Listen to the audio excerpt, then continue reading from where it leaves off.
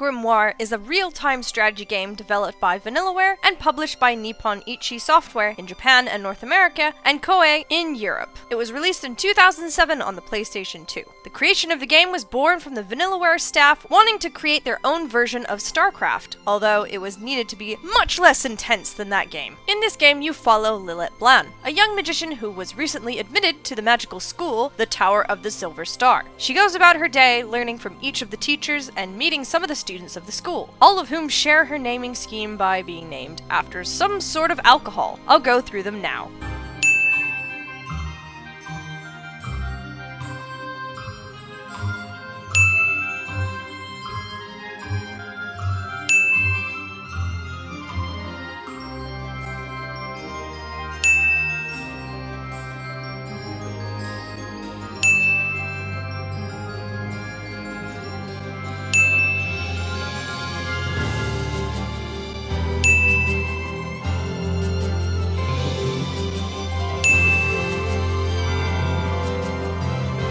When you go through the first 5 days, a tragedy occurs and Lilith is forced back to the first day of her magic schooling, retaining her memories and the knowledge of magic she obtained from those 5 days. She must solve the mystery behind the school and prevent the events she witnessed and other ones she hadn't seen yet. There are dark secrets everywhere, from the teachers and students who reside at the school to the school itself. Everything has something to hide. It's an interesting concept, but one that also is very blatantly a way to save money by rewinding the days and repeating battles. The setting of the game takes inspiration from the Harry Potter series, if that wasn't super obvious in the first few minutes of the game, along with the Atelier series that is developed by Gust. While the story may seem like it's on repeat, because it is, there are definitely a number of plot twists and unexpected turns, which keeps you guessing as to what each character's motivations are. It's been a long time since I've played this game, but I remember one plot twist vividly, so that, in my opinion, reflects how well characters and plot is handled.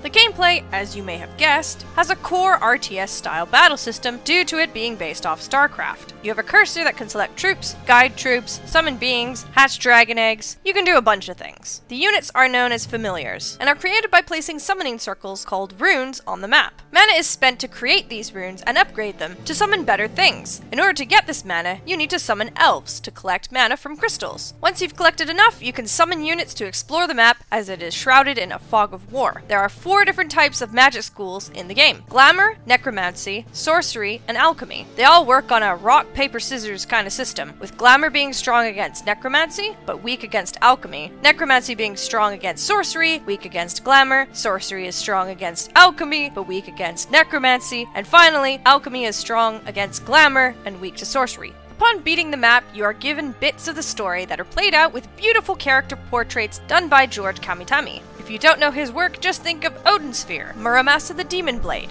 and Dragon's Crown. Rinse and repeat, quite literally, until you beat the game. I warn you now, some of the later battles in this game, depending on what difficulty you've selected, can last hours. Yes, you heard me right, hours. Plural, with no chance to save during battles, so you best strap in and hope to God you don't suddenly have a social life. The music is well suited for the game, giving it a magical feel to it. If you know what Odin Sphere's soundtrack's like, just think of that. It's almost the same lineup of composers, with Hitoshi Sakamoto being the main one. The voices can be swapped between English and Japanese, with both having exceptional voice actors in the credits. The one qualm I have with the voices is how annoying they can get when in a battle. Typically, units will have one line for confirming selection and dishing out commands, which can get very annoying very fast, with the Japanese voices for the elves being the pinnacle of irritating noises.